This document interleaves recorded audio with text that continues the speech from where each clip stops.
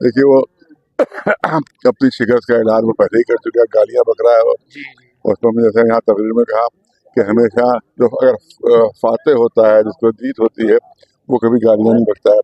गालियां बकना इस बात की सबूत है कि अपनी हार मान ली उसने, अपनी शिकस्त मान ली, इसलिए वो फुहश और गालियां बक रहा है वो। इसका मतलब ये है कि उसको खुद एहसास हो गया कि हमको शिकस्त हो गई है, और उसने ईरान को झुकाना चाहा था, लेकिन इतने जुल्म के बाद भी ईरान नहीं झुक सका। यही शिकस्त है उसकी। इमाम हुसैन क्यों फातेह कहे जाते हैं, यजीद क्यों कहा जाता है उसको शिकस्त हुई?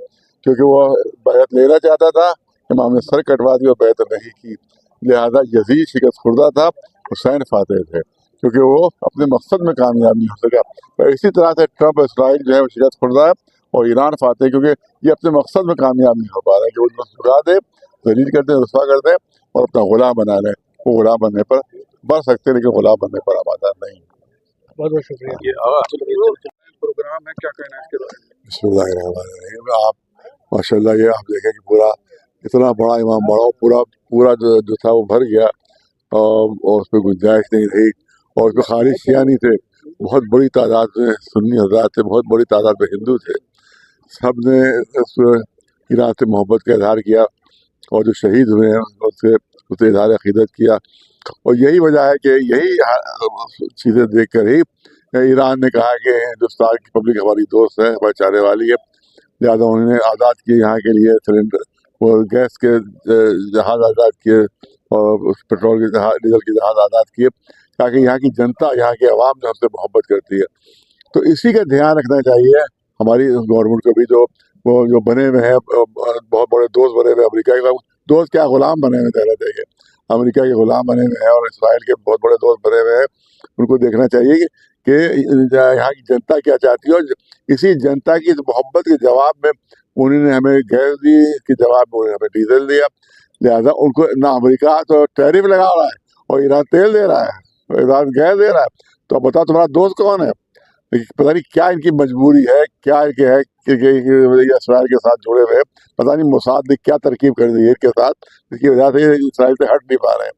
तो यही सबसे बड़ी मुसीबत है कि ये इसराइल से क्यों नहीं, ट्रम्प इसराइल से हट पा रहा है, ना हमारे नेता इसराइल से हट पा रहे हैं। तो पता नहीं क्या मोसाद ने खेल कर दिया है कि इनके साथ, कि जिसकी वजह से ये उन जालिमों का साथ दे रहे हैं, वो आतंकवादियों का साथ दे रहे हैं, और ईरान का साथ नहीं दे रहे, जबकि ईरान से पूरी दोस्ती का इजहार कर रहा है।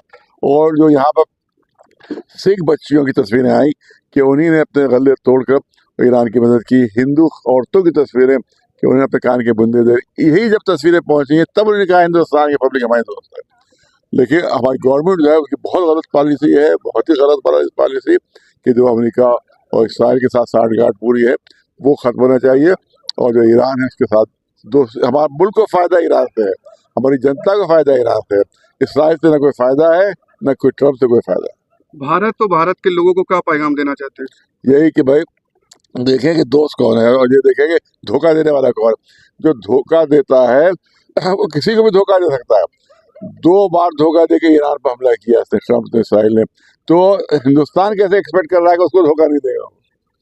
जो चोर होता है वो चोरी करेगा, वो ये थोड़ी कि आप बराबर बिठा लिया तो आपकी जेब नहीं काटेगा वो, जब जेब कतरा है तो जेब आपकी भी काटेगा वो।